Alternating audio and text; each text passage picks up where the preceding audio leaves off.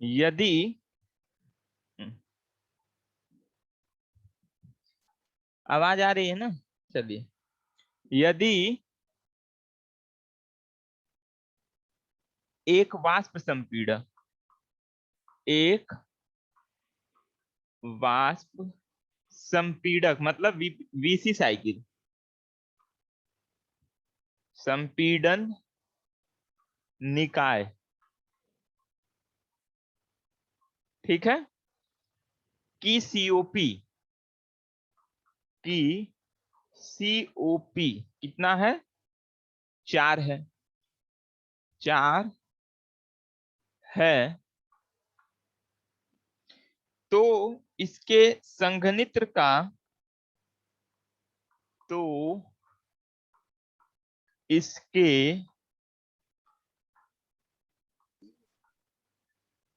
संघनित्र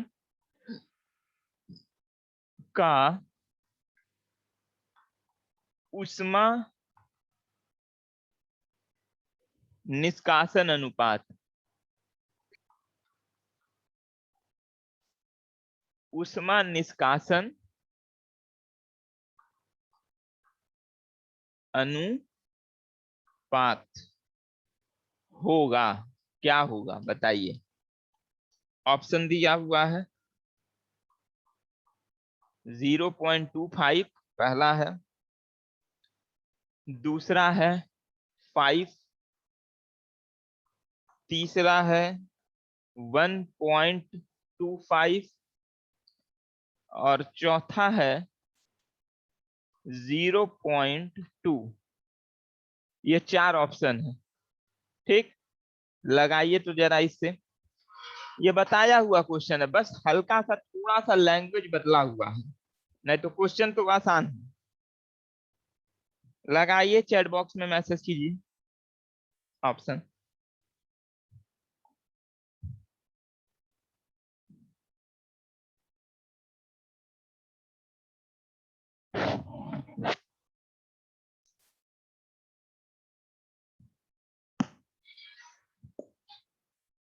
कितना आ रहा है? एक आदमी ने मैसेज किया है ऑप्शन ए, ऑप्शन ए, देख रहे हैं ऑप्शन ए। 0.25 नहीं, 0.25 नहीं आएगा, गलत। राजकुमार का भी गलत है, 0.25 नहीं आएगा। अरे लगाइए भाई, केवल तुक्का मत मारिए।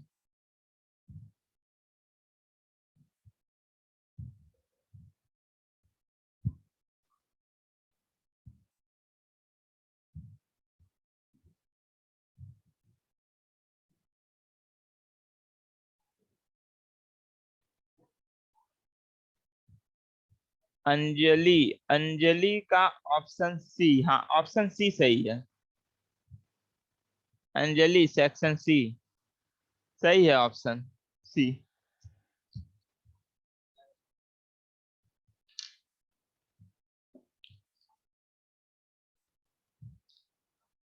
बाकी लोग कैसे लगेगा?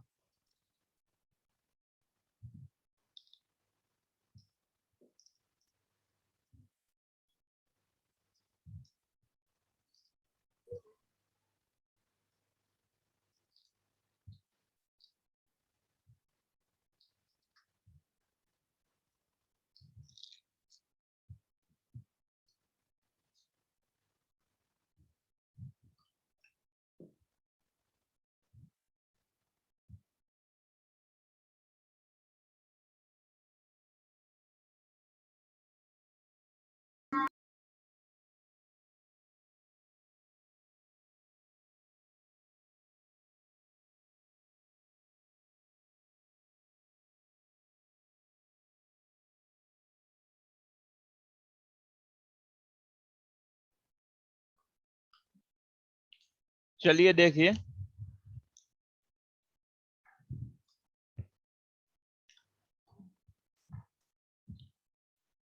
देखो अगर आप लोग लगा के ऑप्शन सी बोले हैं तब तो अच्छी बात है, लेकिन अगर जो पीडीएफ भेजे हैं उससे देख करके बोले हैं तब बेकार है। ठीक है,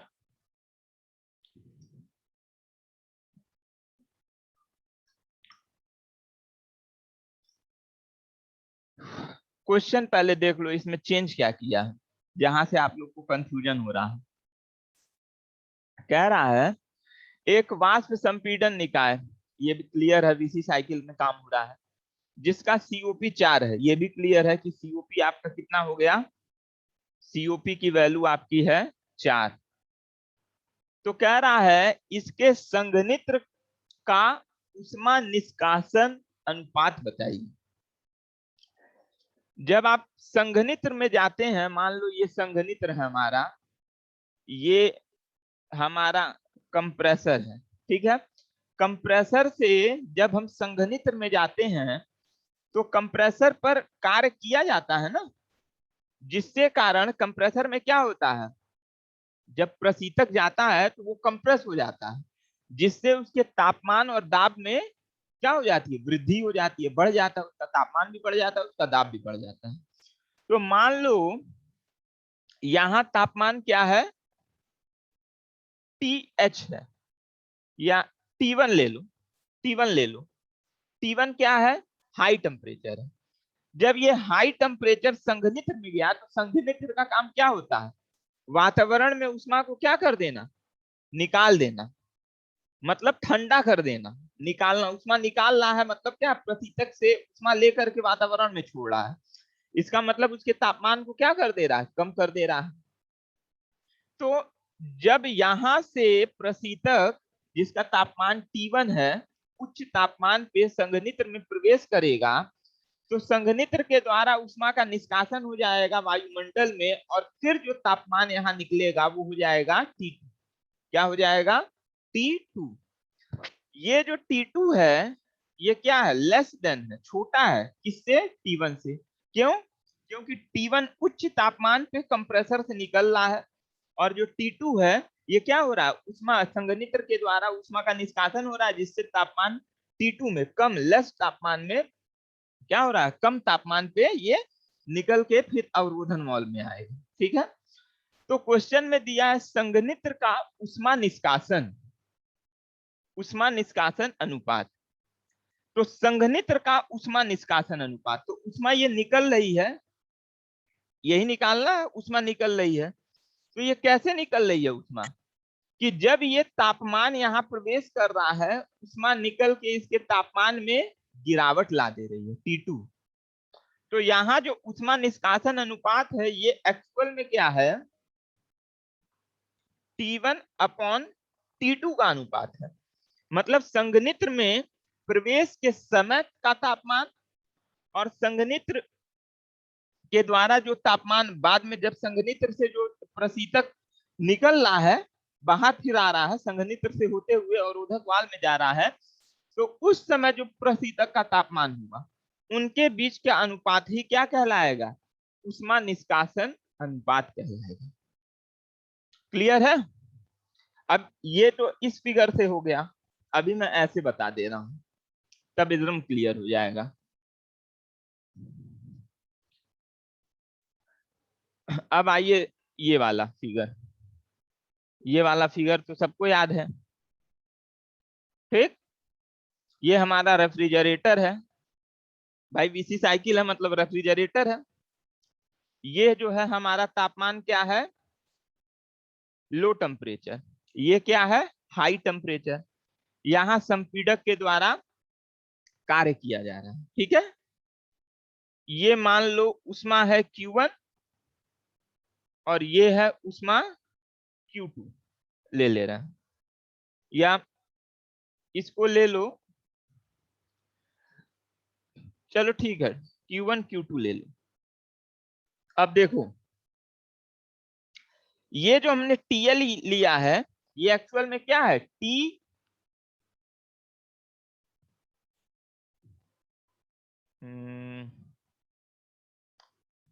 नहीं ठीक है, अभी रहने दो, अभी बाद में समझाएंगे। देखो अब यहाँ होता क्या है, इस फिगर में जो हमारा रेफ्रिजरेटर साइकिल होता है वो क्या करता है, लो टेम्परेचर वाला जो हमारा जो सोर्स होता है, जैसे वाष्पित्र में क्या होता है, वाष्पित्र के द्वारा ऊष्मा खाद्य पदार्थों से अवशोषित की जाती है, तो जब कुछ यही है, यहां से ऊष्मा अवशोषित की जा रही है वाष्पित्र के द्वारा और भेजा जा रहा है निकाय के अंदर। निकाय के अंदर इसके ऊपर कंप्रेसर के द्वारा कार्य किया जा रहा है, ठीक। और जब कंप्रेसर के द्वारा उसके ऊपर कार्य किया जा रहा है तो उसका तापमान और दाब उच्च हो जा रहा है, बढ़ जा रहा है। तो बढ़े हुए ताप और तापमान से जो ऊष्मा का जो प्रवाह हो रहा है, फिर ये ऊपर जा रहा है और ये हमारा वायुमंडल में क्या है, उच्च तापमान पे इसको निकाल दिया जा रहा है, उच्च तापमान पे निकाल दिया जा रहा है। तो ये जो फिगर है, इससे हमने एक फॉर्मूला बनाया था सीओपी का। सीओपी का जो पहला फॉर्मूला होता है वो क्या होता है, प्रशीतन प्रभाव बटा किया गया कार्य, यही होता है ना, प्रशीतन प्रभाव बटा किया गया कार्य, रेफ्रिजरेटिंग इफेक्ट बटा जो वर्क डन होता है। तो यहाँ पे रेफ्रिजरेटिंग इफेक्ट कहाँ हो रहा है, इस वाले पे हो रहा है, यही ना हो रहा है।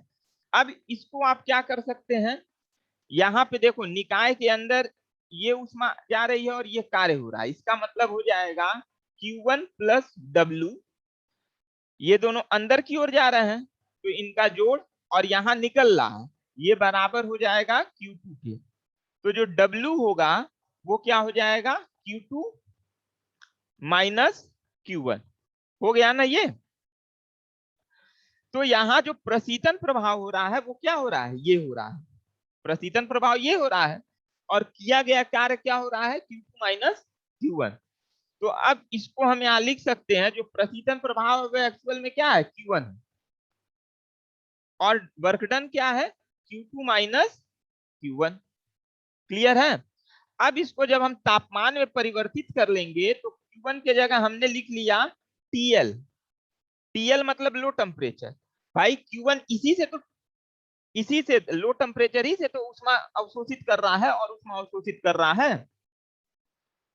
Q2 कहां पे जा रहा है, इसी के कारण, इस ऊष्मा के कारण वायुमंडल का तापमान उच्च बना हुआ है, तो इसके जगह TH माइनस Q1 के जगह TL। तो ये फॉर्मूला आपको याद होगा। अब इसी फॉर्मूले से ये सवाल लगेगा, ये मैं बार बार इस वजह से बता दे रहा हूं आप लोग को कि आप लोग के दिमाग में ये फॉर्मूला बैठ जाए, क्योंकि इस फॉर्मूले पे मुझे ऐसा लग रहा है कि एक क्वेश्चन आएगा जरूर, क्योंकि सिंपल है बिल्कुल, ठीक है। अब देखिए, तो हमको निकालना है, अब क्वेश्चन में क्या दिया, सीओपी की वैल्यू 4 दी हुई है, TL और TH माइनस TL। अच्छा, संघनित्र में यहां पे मैंने बोला था इस वाले फिगर में कि यहां से जो T1 निकल रहा है और ये T2 निकल रहा है, ये यही ना बोला था, T2 की वैल्यू क्या है, लेस देन है T1। तो ये क्या हो गया, जब जो कम है उसको हम ले लिए TL लो टेम्परेचर, और जो हाई है इसको हम ले लिए TH, ठीक है। तो हमको निकालना क्या है, ऊष्मा निष्कासन, तो मैंने बोला था T1 अपॉन T2 निकालना है। इसका मतलब T1 के जगह हम TH लिख सकते हैं बटे T2 के जगह TL लिख सकते हैं, यानी हमको निकालना क्या है, TH अपॉन TL, ये निकालना है। तो अब देखिए यहां से निकालिए,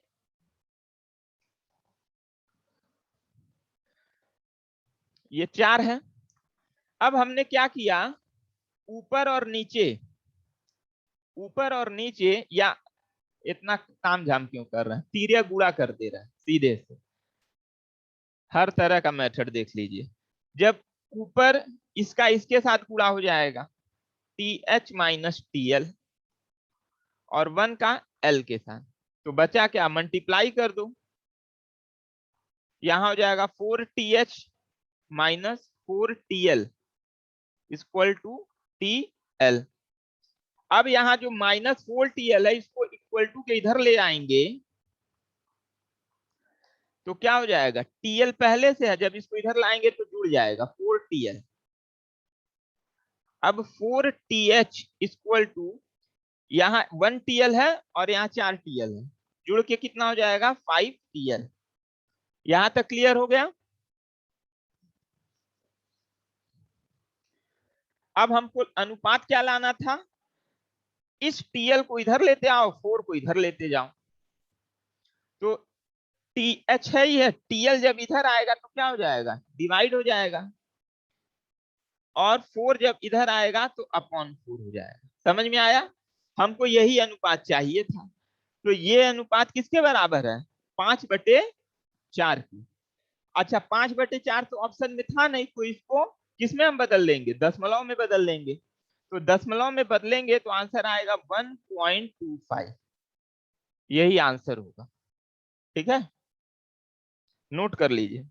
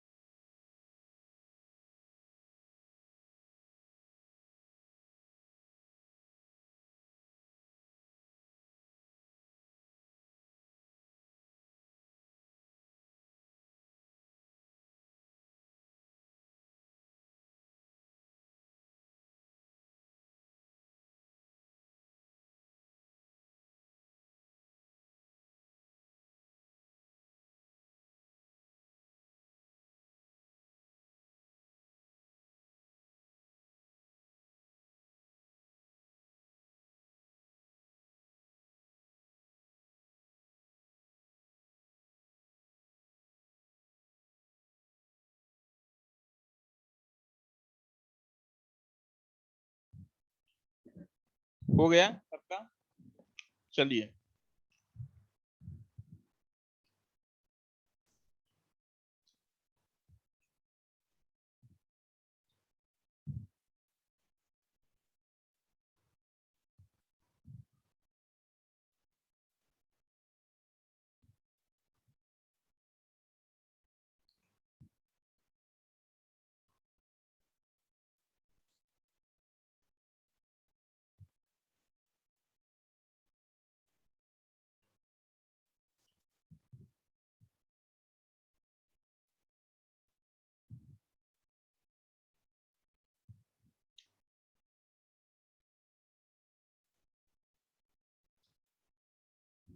अब देखो एक क्वेश्चन अच्छा है, ये साइकोमेट्रिक का क्वेश्चन है।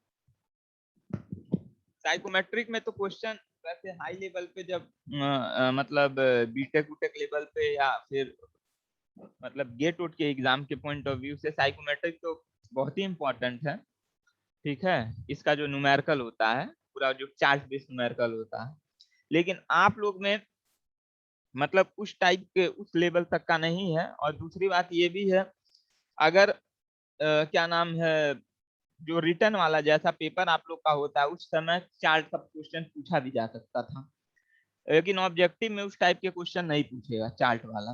तो जो छोटे छोटे फॉर्मूले बेस्ड क्वेश्चन है, एक क्वेश्चन अच्छा मिला है, इसको देखिए। ये आपका रिलेटिव ह्यूमिडिटी पे है, सापेक्ष आर्द्रता पे।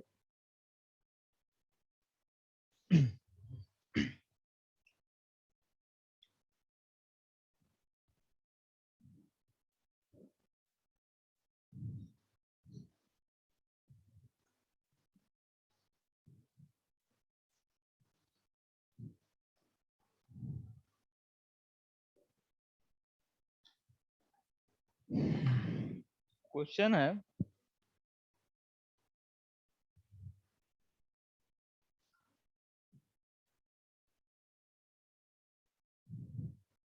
कह रहा है एक नम वायु, एक नम वायु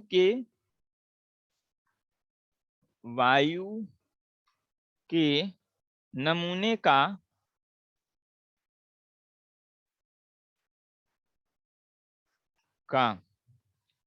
dry bulb temperature DBT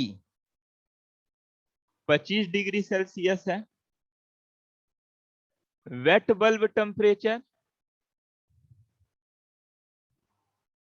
18 degree Celsius है तथा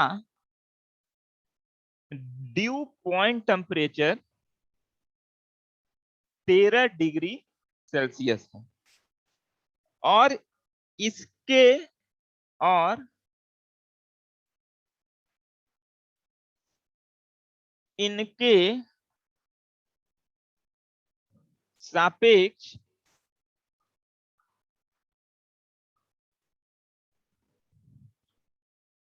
दाब, संतृप्त दाब क्रमशः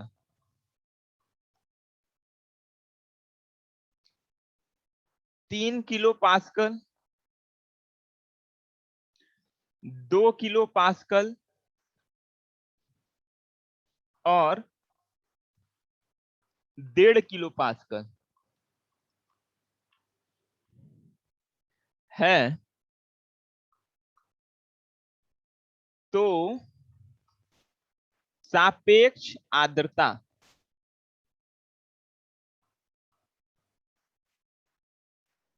बताएं। ठीक है, ऑप्शन है 47%, बी है 50%, सी है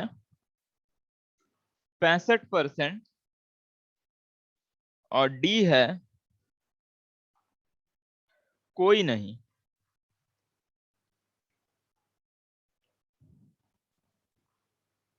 कोई नहीं, क्वेश्चन नोट कर लीजिए तो हम बताएं। देखो क्वेश्चन देखने में थोड़ा सा बड़ा लग रहा होगा, लेकिन है बहुत आसान। क्वेश्चन नोट कर लीजिए तो बताएं।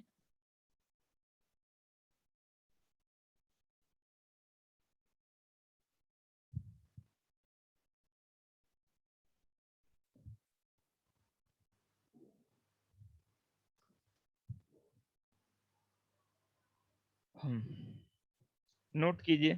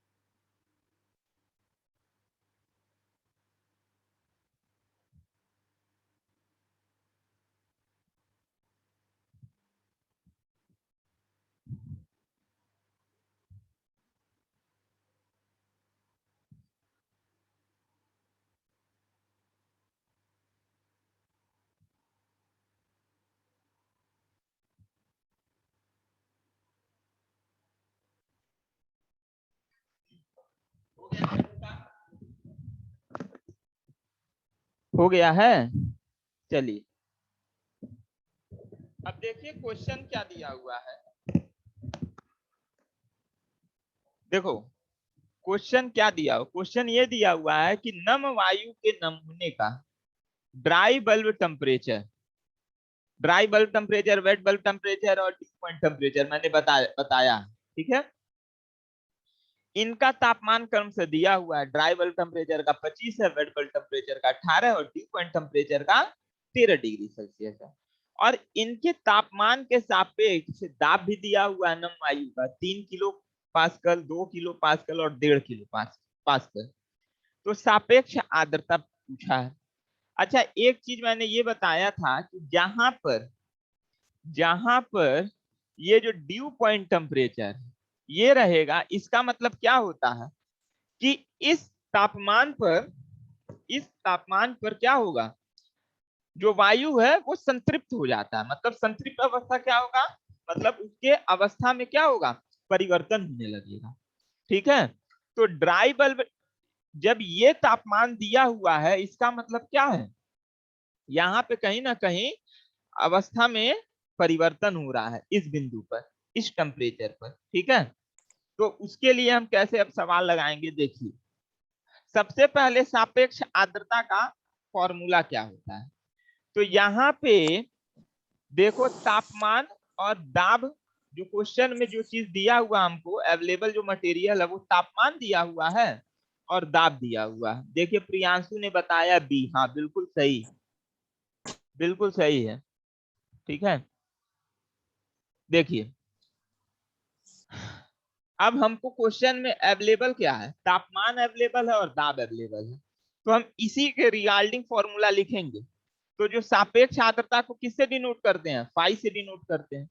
फाई का एक फॉर्मूला मैंने बताया था, mv बटे ms। हाँ यही है, ठीक है।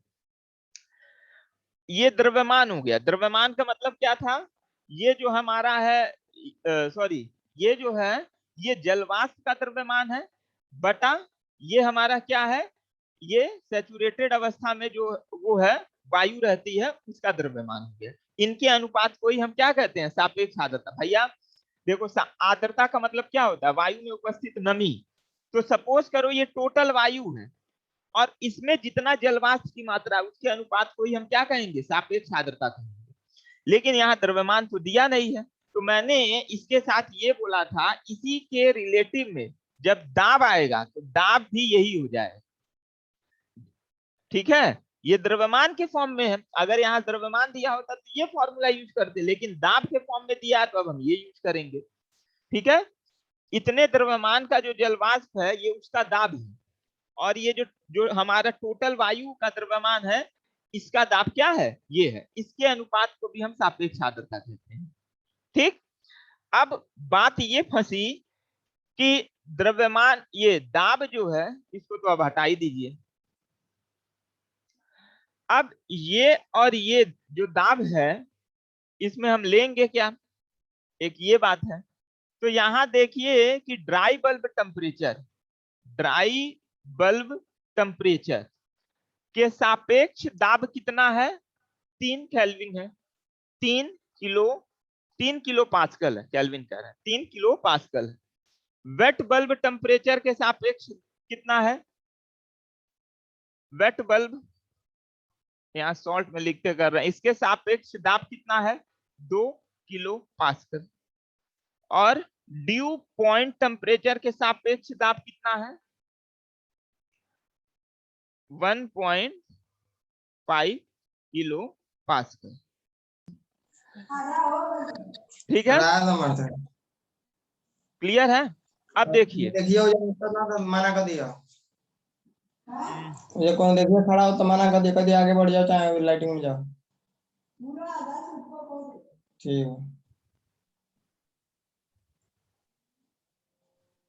चलो अब यहाँ पे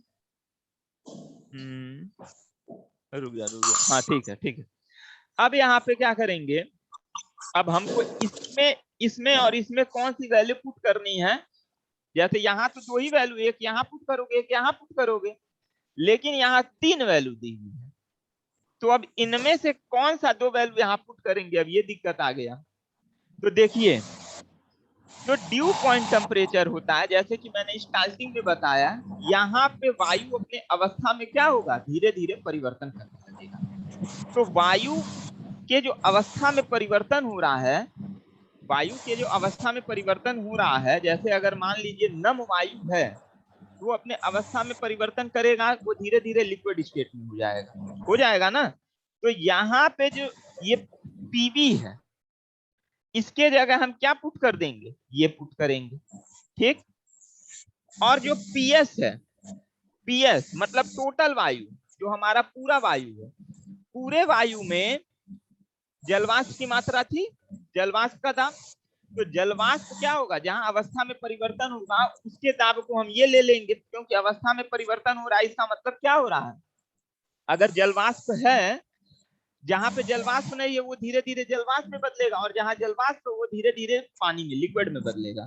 तो इसका सबसे बढ़िया जो दाब होगा वो यही होगा। और इसका क्या होगा, जो टोटल हमारी कुल वायु है, तो इसके लिए मैंने हमेशा बताया था, हम क्या लेंगे, ड्राई बल्ब टेम्परेचर लेंगे, यानी इसका वाला दाब लेंगे। यहाँ पे एक्चुअल में वेट बल्ब टेम्परेचर का कोई रोल नहीं है, ये बिल्कुल बेकार है, ये बिल्कुल बेकार है। अगर ये ड्यू पॉइंट टेम्परेचर नहीं रहा होता, तब हम वेट बल्ब का ये जो दाब रहता, तब हम यहाँ लेते। लेकिन जब यहाँ ड्यू पॉइंट टेम्परेचर दे दिया हुआ है, डायरेक्ट दे दिया हुआ है कि यहाँ पे अवस्था में परिवर्तन हो रहा है, तो इसका कोई मतलब ही नहीं रह गया। डायरेक्ट इन्हीं दोनों के रेस्पेक्ट में हम सवाल लगा लेंगे। तो इसके जगह हम क्या करेंगे, रुक जा,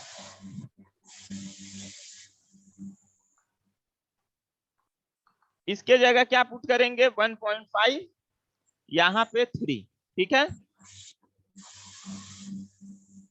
हट गया, 15 एकम्मा 15 दूनी।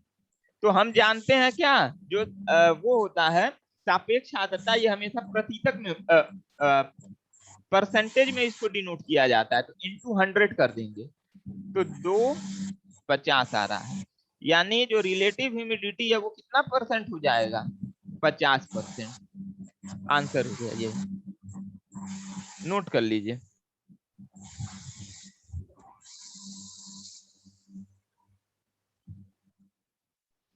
एक आदमी अटेंडेंस भेज दीजिएगा, प्रियांशु। Okay sir.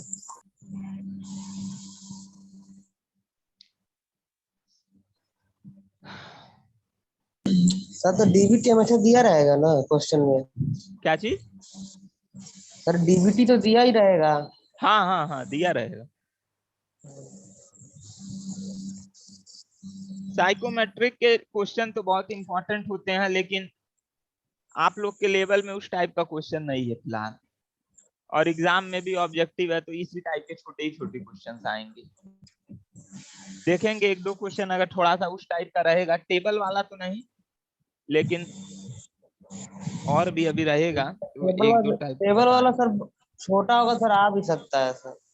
देखेंगे उस टाइप का, अगर इसमें होगा तो हम बता भी देंगे। अगर कोई छोटा टाइप मिल जाएगा, या बुक में देख लेंगे कोई छोटा अगर मिल जाएगा, जैसे सिंपल ग्राफ पे, मतलब एक कॉम्प्लिकेटेड वाला नहीं, कोई सिंपल ग्राफ पे जिससे कि आप लोग आसानी से समझ भी ले, तो उसको मैं बताऊंगा, ठीक है।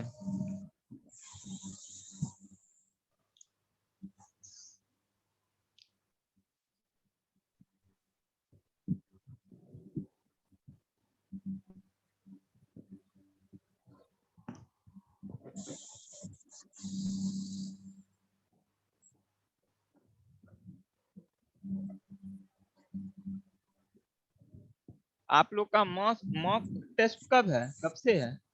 सर 24।